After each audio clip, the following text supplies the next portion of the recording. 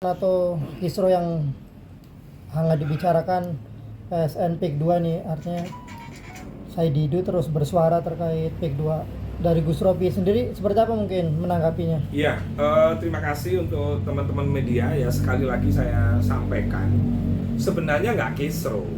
Proyek PSN PIK itu nggak kisru sebenarnya. Yang kisru ini karena orang yang memang hidupnya dirinya sendiri itu kisru gitu loh, nggak yakin dengan dirinya sendiri. Jadi motifnya sebenarnya untuk kepentingan dirinya sendiri karena dia punya tanah, akhirnya memprovokasi dengan tujuan supaya orang yang punya tanah ini, yang inisialnya SD ini, supaya tanahnya dibeli dengan harga mahal.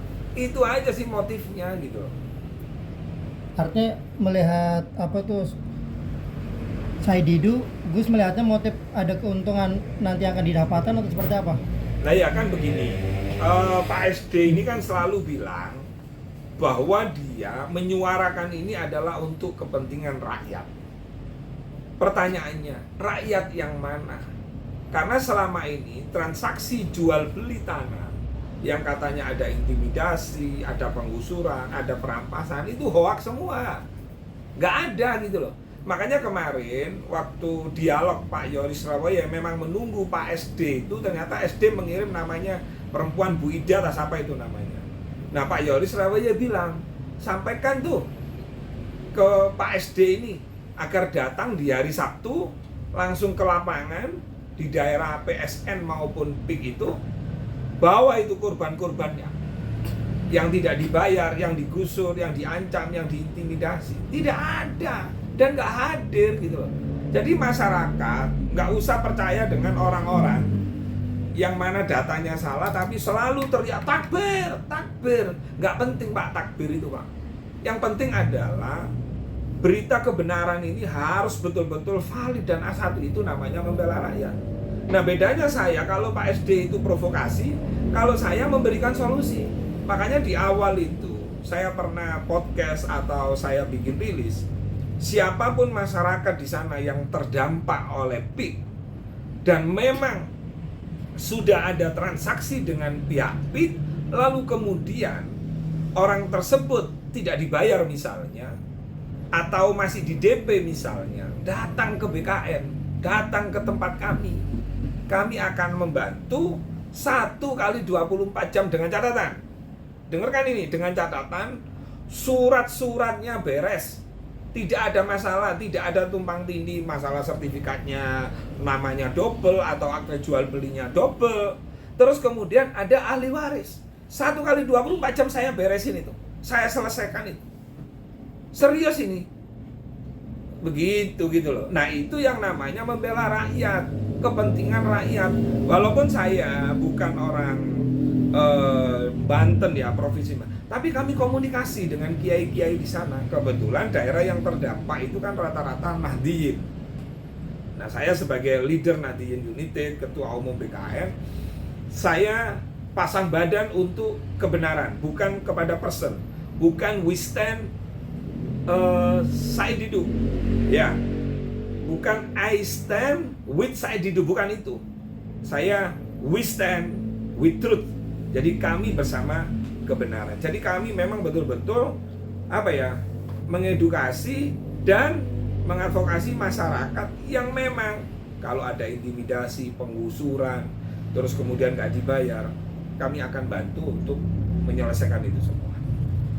Artinya akan dibangun apa di PIK 2 sendiri? Jadi begini Mas, biar paham ya, PSN adalah proyek strategis nasional. Lahannya berapa luasnya? 1.754 hektar. Punyanya siapa tanah itu? Punyanya Kementerian Kehutanan, yang selama ini sebagian dipakai oleh petani-petani garapan. Terus sebagian berupa mangrove, sebagian berupa empang, sebagian berupa lahan-lahan tidur. Nah, dari sekian tahun, sekian lamanya, lahan ini tidak menghasilkan sesuatu kepada negara. Maka akhirnya tanah ini dikelolakanlah kepada swasta. Nah, proyek PIK 2 itu, proyek PIK itu dimulai 2011. Kalau PSN tanahnya kehutanan itu dimulai 2024, tepatnya di bulan Maret apa Mei ya, saya lupa itu. Nah, itu ada ratasnya sebelum menentukan PSN. Nah, PSN biasanya ada yang dibiayai oleh negara atau pemerintah. Tapi PSN yang di PIK ini murni biayanya dari swasta. Nilai kurang lebihnya 30 sampai 39 triliun. Nah, di sana nanti penghijauannya kami juga audiensi dengan pihak PIK. Termasuk mangrove. Mangrove 99 hektar. Ini akan dijadikan 554 hektar. Terus kemudian di sana akan dibangun tempat-tempat wisata, taman safari, motor cross, terus pokoknya penghijauan-penghijauan yang dimana di situ dijadikan tempat edukasi, tempat wisata. Karena Jakarta ini, mohon maaf, tempat wisata memang sangat kurang sekali. Makanya terus nanti kan ada pajak nih, ada pajak. Nah, ini masuk ke negara, termasuk parkir dan lain-lain masuk ke negara, sehingga lahan ini menjadi tidak kumuh, menjadi indah, terus menciptakan lapangan kerja, mengurangi pengangguran.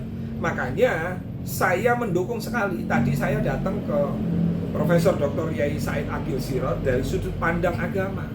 Jadi beliau sangat mendukung sekali keberadaan PSN PIK, tentu dengan catatan jangan lupa memperhatikan warga di sekitarnya.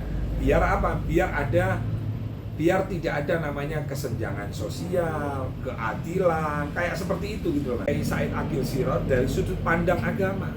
Jadi beliau sangat mendukung sekali keberadaan PSN PIK, tentu dengan catatan jangan lupa memperhatikan warga di sekitarnya. Biar apa? Biar tidak ada namanya kesenjangan sosial, keadilan, kayak seperti itu gitu loh. Bangun boleh, tapi jangan fokus di transaksi saja. Tapi perhatikan masyarakat yang ada di daerah terdampak. Begitu. Mas, ada Ya. kalau tudingan beberapa sedikit pihak tuh. Sebentar. Waduh. Juga dikuasai oleh PIK. Lah, dikuasai itu gimana sungai dikuasai? Apakah sertifikatnya sungai itu balik nama atas nama PIK? Yang kan enggak. Tapi sungai memang dilebarkan. Yang asalnya hanya 15 meter sekarang menjadi 50, dan itu menjadi pusat wisata, tempat edukasi, semua boleh. Mau berenang di sana boleh, kan begitu. Nah, jadi seperti isu negara dalam negara, terus termasuk yang kata jenengan etnis tertentu. Nah, ini kan berita-berita yang sehingga ketika kita tidak bisa karena kita benci, akhirnya kita tidak bisa berlaku adil. Harusnya jujur aja ya, sebagai seorang muslim, kita harus mencontoh, meniru apa yang dilakukan oleh Pak Aguan harusnya. Kenapa? Pak Aguan itu tidak hanya murni bisnis to bisnis, tapi hasil daripada bisnis tadi, ketika ada keuntungan, Pak Aguan membangun di sana yang namanya Kampung Tunggal Ika.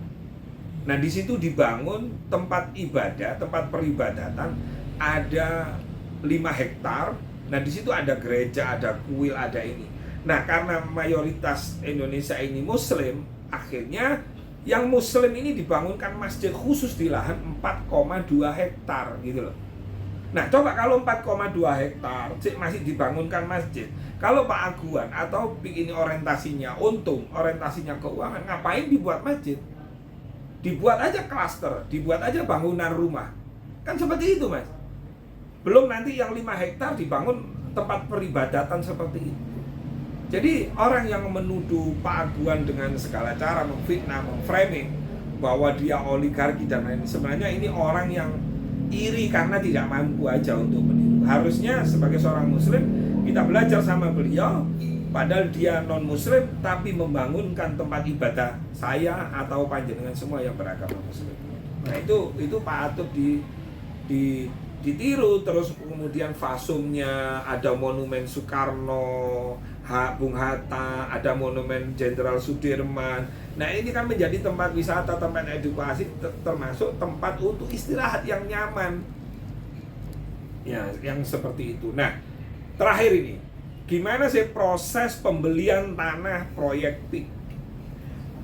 Pertama, proses pembelian proyek PIK adalah atas dasar kesepakatan kedua belah pihak antara pemilik tanah dan pihak PIK. Prosesnya gimana? Semua harus melalui kelurahan masing-masing. Misalnya yang di Kronjo ya melalui kelurahan Kronjo, yang di Kohot, yang di Teluk Naga. Kenapa melibatkan kelurahan? Karena memang kecamatan, pemerintah itu berkewajiban untuk mengamankan pembangunan. Apalagi di situ ada proyek strategis. Nah, proyek strategis nasional ini nggak beli, Mas. Tanahnya memang dari pemerintah. Pihak swasta disuruh mengelola tanah ini supaya menjadi tanah yang bisa menghasilkan sesuatu, termasuk pajak, menciptakan pengangguran, merawat ekosistem yang ada seperti itu. Jadi semua harus melalui kelurahan. Tujuannya apa? Nah, berkas-berkas itu diperiksa, kiriknya, akte jual belinya, begitu fit, harga sesuai NJOP dan terjadi kesepakatan, baru pihak PIK itu membayar dan itu difoto dengan rasa sukarela. Jadi tidak ada yang namanya intimidasi, apalagi penggusuran, apalagi ancaman dan lain-lain. Kalau ada itu silakan untuk memberi pengaduan kepada kami di 081 5354 67676. Ya gitu ya. Oke, terus